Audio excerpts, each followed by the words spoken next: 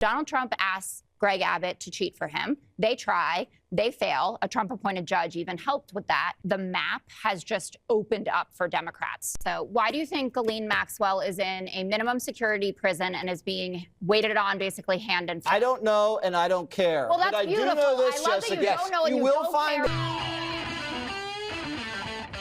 I have a few clips lined up for us of Fox News The Five with liberal Jessica Tarlov shutting down her MAGA co-host and their excuses for this failed, corrupt administration. So if you can, leave us a like on the video. We're trying to get to 30,000 subscribers, and let's get right into it. So why do you think Ghislaine Maxwell is in a minimum security prison and is being waited on basically hand and foot? I don't know, and I don't care. Well, that's but I beautiful. do know this, I love Jessica. that you don't know and you will don't find care, but out it's inconvenient that the for FBI you. will be embarrassed because they investigated a lot of these allegations and didn't do anything about it. The DOJ will be embarrassed because they were the ones that cut the sweetheart deal. J.P. Morgan, all the bankers will be embarrassed. Yeah, I'd love a lot to of hear Democrats from and a lot of and the royal family will be embarrassed. I mean, that's cute framing, and you could maybe sell it had Trump never really spoke about the files or had he always been on the fence for these stated reasons, but it falls apart when you remember that he just championed releasing them in his campaign. He made it a central thing to his campaign. He came into office, talked about releasing the files for months, and directly, coincidentally, coinciding with him finding out that his name was in the files, he all of a sudden stops being so eager to do so. It's clearly self-preservation, like so clearly self-preservation. Whether he's incriminated in them or not, he's worried about the response because his name is going to be in them.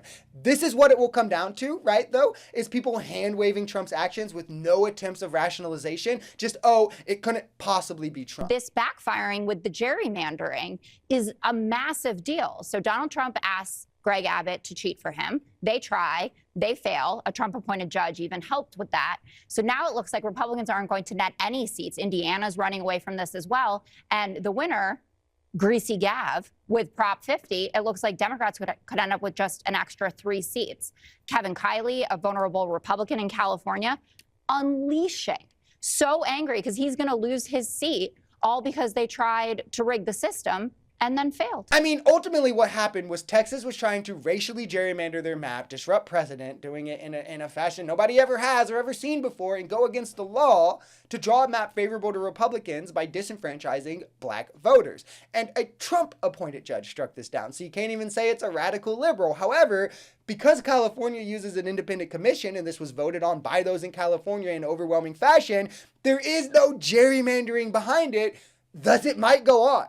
Like MAGA might have just screwed themselves out of even more seats, where it should be noted, just because a map favors one party or the other doesn't mean it's gerrymandered. This is sort of an oversimplified view most hold, and it just doesn't pan out. There's other reasons this could naturally be the case. Geographical clustering is one, but it will be interesting to see what results from this. Democratic Party, at least, is not focused on what's going to happen 2-3 years from now. They're looking at how the map has just opened up for Democrats. So this seat, which you said was a Trump plus 22, Cook Political Report shifted it from solid R to lean R.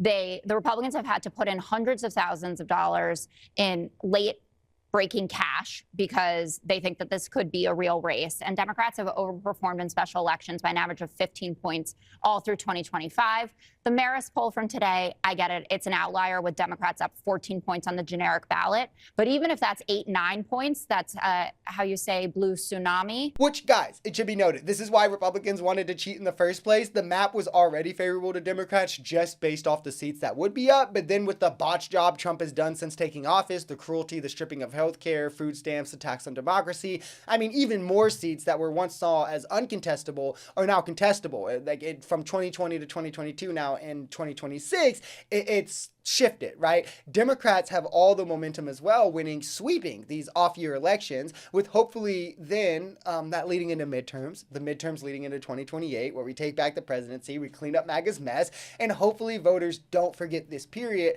where they decided to give the PDF files another chance, and they did what PDF files do, and they tried to rig it so they don't gotta be out of power anymore, but unfortunately one of their more principled members stood up for democracy.